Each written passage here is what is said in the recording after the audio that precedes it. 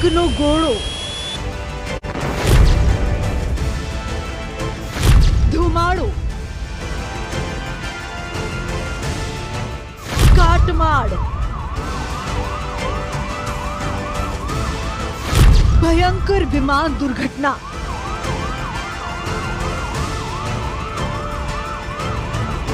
આ દ્રશ્યો પરથી જ ખબર પડે છે કે વિમાન દુર્ઘટના કેટલી ભીષણ છે।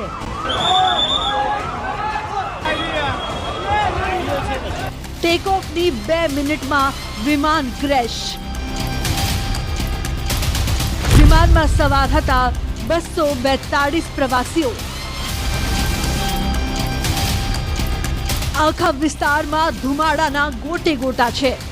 જ્યાં જુઓ ત્યાં ધુમાડો જ ધુમાડો। અફરાતફરીનો માહોલ છે। આ ધુમાડા સાથે આગની જ્વાળાઓ પણ જોવા મળી રહી છે। આ એવો નજારો છે જે જોઈને કોઈનું પણ હૈયું હચમચાવી જાય। અમદાવાદમાં એક પેસેન્જર વિમાન બપોરના સમયે મોટી દુર્ઘટનાનો શિકાર થયું, જે બાદ સમગ્ર વિસ્તાર ધુમાડા અને આગની જ્વાળાઓમાં ફેરવાઈ ગયો।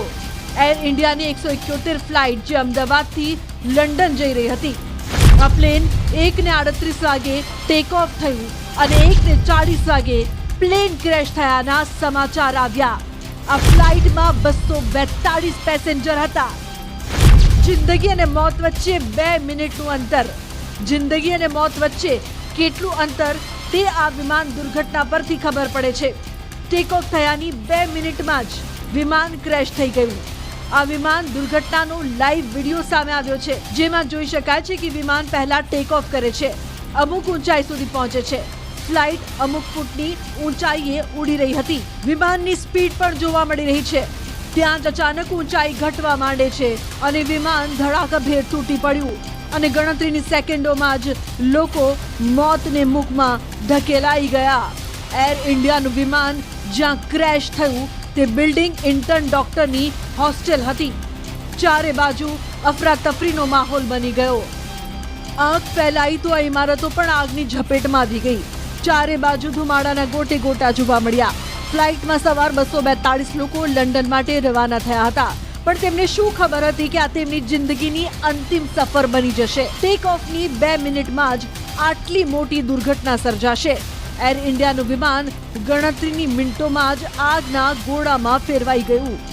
આ ફ્લાઇટ અમદાવાદથી ટેક ઓફ થયા બાદ ડાયરેક્ટ લંડનમાં લેન્ડિંગ કરતી હોય છે, એટલે તેમાં 58,000 લીટર એર ટર્બાઇન ઈંધણ હતું।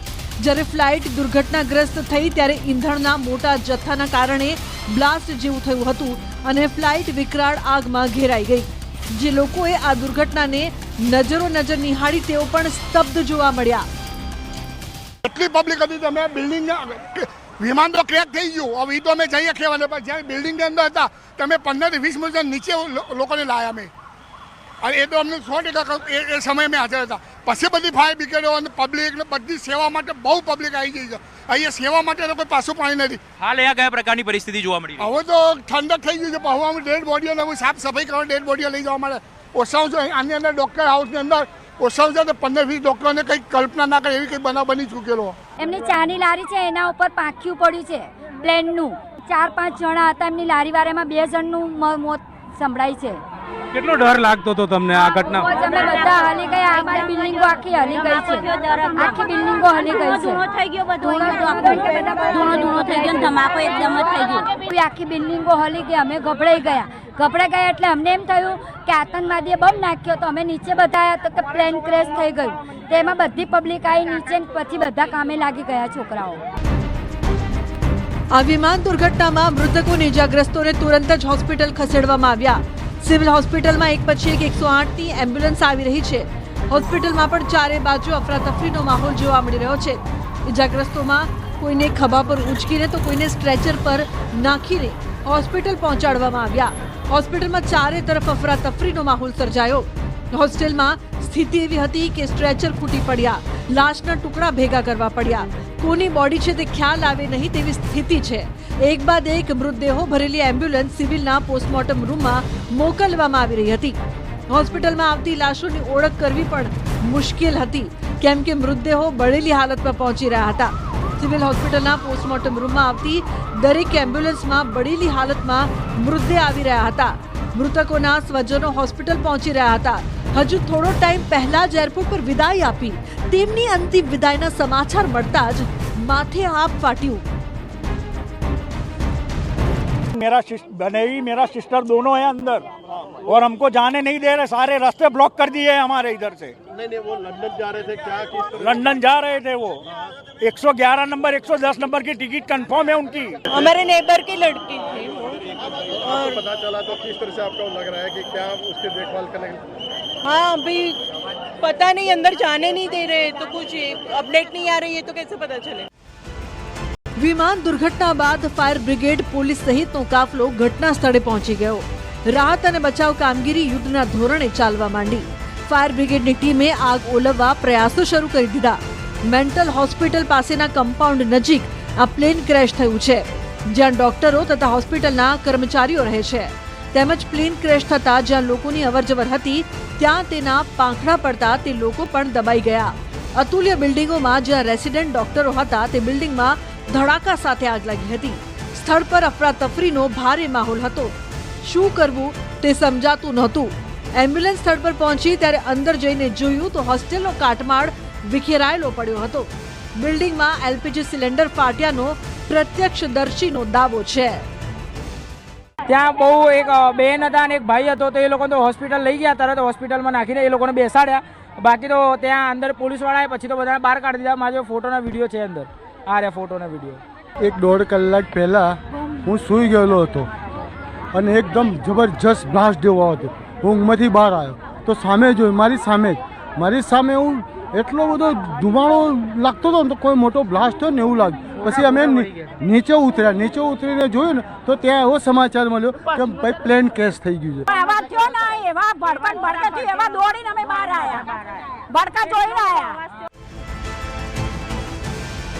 બીજી મેડિકલ મેસની તસવીરો છે. ચારે બાજુ કાટમાળ જોવા મળી રહ્યો છે. આ દ્રશ્યો પરથી વિમાન દુર્ઘટનાની ભયાનકતાનો અંદાજ આવી જાય. આ દુર્ઘટના બાદ કેટલાક રૂવાડા ઊભા કરી દે તેવા દ્રશ્યો સામે આવ્યા છે. કોઈના ધડથી માથા અલગ થયા તો કોલસો થયાના મૃતદેહોના ઢગલા જોવા મળ્યા. ડોક્ટરની હોસ્ટેલ પર વિમાન ક્રેશ થતા કેટલાય ડોક્ટરોનો કાર્ડ સાથે ભેટો થયો.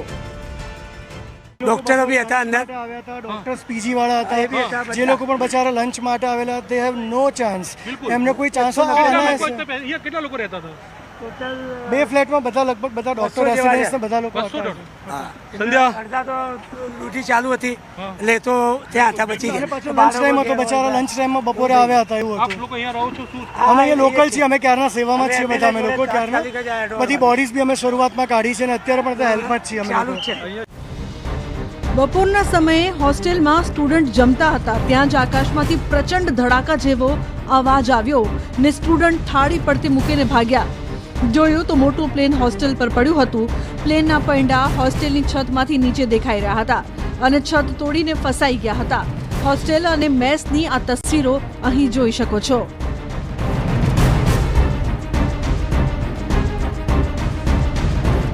આટલી મોટી વિમાન દુર્ઘટનાએ ન માત્ર ગુજરાત પણ સમગ્ર દેશને સ્તબ્ધ કરી દીધા. પ્રધાનમંત્રી નરેન્દ્ર મોદી, ગૃહમંત્રી અમિત શાહ, વિદેશ મંત્રી એસ જયશંકરે આ ઘટના પર ટ્વીટ કરીને દુઃખ વ્યક્ત કર્યું. ગુજરાતના પૂર્વ મુખ્યમંત્રી વિજયભાઈ રૂપાણી પણ લંડન જઈ રહેલી આ જ ફ્લાઇટમાં જઈ રહ્યા હતા. એરપોર્ટથી પેસેન્જર લિસ્ટ આવ્યું છે તેમાં વિજયભાઈ રૂપાણીનો નંબર 2D હતો.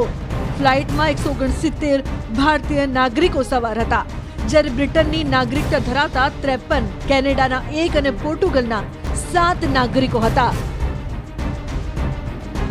DGCA તરફથી વિમાન દુર્ઘટના અંગે વિસ્તારથી જાણકારી આપવામાં આવી છે.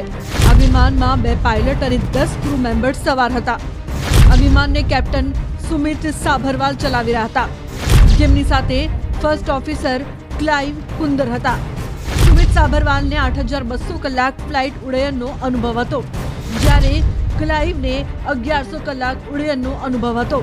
એવી જાણકારી આવી રહી છે કે ટેક ઓફ કર્યા બાદ પાયલટે ATCને મે ડે કોલ આપ્યો હતો. મે ડે કોલ ફ્લાઇટમાં એક ઇમરજન્સી મેસેજ હોય છે. પાયલોટ આ તેવા સમયે આપે છે જ્યારે વિમાનમાં કોઈ ગંભીર સંકટ હોય, એટલે પ્લેનને તુરંત મદદની જરૂર હોય. જો કે વિમાન ઉડાન ભર્યાના ગણતરીની મિનિટોમાં દુર્ઘટનાગ્રસ્ત થયું. બોઈંગ 787 ડ્રીમ લાઇનર વિમાન લાઇટ બોડી વિમાન છે, જેનો ઉપયોગ લાંબા અંતરની ઉડાન માટે થાય છે. બોઈંગ 787-8 ડ્રીમ લાઇનર એ બોઈંગ કોમર્શિયલ એરપ્લેસ દ્વારા ઉત્પાદિત એક આધુનિક વિમાન છે. તે એક મધ્યમ કદનું ટ્વિન એન્જિન પહોળું બોડી જેટ છે. અમદાવાદની આ વિમાન દુર્ઘટનામાં સ્વજનો ગુમાવનાર આંસુ સારી રહ્યા છે. હોસ્પિટલમાં પોતાના સ્વજનોને શોધી રહ્યા છે. આ દુર્ઘટનામાં આણંદથી 14 લોકો વિમાનમાં સવાર હતા, જેમાં જાણીતા બિલ્ડર હાલાની પરિવારના 3 સભ્યોનો પણ સમાવેશ થાય છે. અમદાવાદથી લંડન જઈ રહેલા વિમાનમાં પાલનપુરના 2 લોકો હોવાની આશંકા છે. પાલનપુરના લાભુબેન ઠક્કર અને રમેશભાઈ ઠક્કર હોવાની પ્રાથમિક માહિતી સામે આવી છે. સ્વજનોનું નામ પ્રવાસી લિસ્ટમાં જોતા સ્વજનો ચિંતાતુર બન્યા છે. એ લોકો અહીંથી સવારે 6-6:30 વાગે અહીંથી અમદાવાદ એરપોર્ટ જવા માટે નીકળ્યા હતા. એમના છોકરાને એક ફંક્શન હતું, એના માટે જતા હતા. ના, ફોન કર્યો પણ ફોન લાગતા નહીં, સ્વિચ ઓફ આવે છે. બીજો કોઈ કોન્ટેક્ટ થયો નથી. અહીંથી સવારે 6:30 નીકળ્યા હતા, અમદાવાદથી લંડન જવાના હતા. એમના દીકરાના ઘરે એમના વહુનું શ્રીમંત હતું ત્યાં. ફ્લાઇટમાં સુરતના કોસંબા તરસાડીના પતિ પત્ની પણ લંડન જઈ રહ્યા હતા. અર્જુનસિંહ અને તેમના પત્ની દિવ્યાબેન પોતાની દીકરી અને જમાઈને પહેલીવાર મળવા માટે લંડન જઈ રહ્યા હતા. આજે એ લોકો એમની દીકરીને મળવા લંડન જઈ રહ્યા હતા. તે લોકો ત્યાં એમની પુત્રીને લંડન મળવા જઈ રહ્યા હતા અને આજે સવારે 4 વાગે નીકળ્યા ઘરેથી અને બપોરે 1 વાગ્યાનો અમદાવાદથી ફ્લાઇટ હતું. આ દુર્ઘટના કેવી રીતે થઈ? 242 પ્રવાસીઓ માટે અમદાવાદથી લંડનની સફર કેવી રીતે બની ગઈ અંતિમ સફર?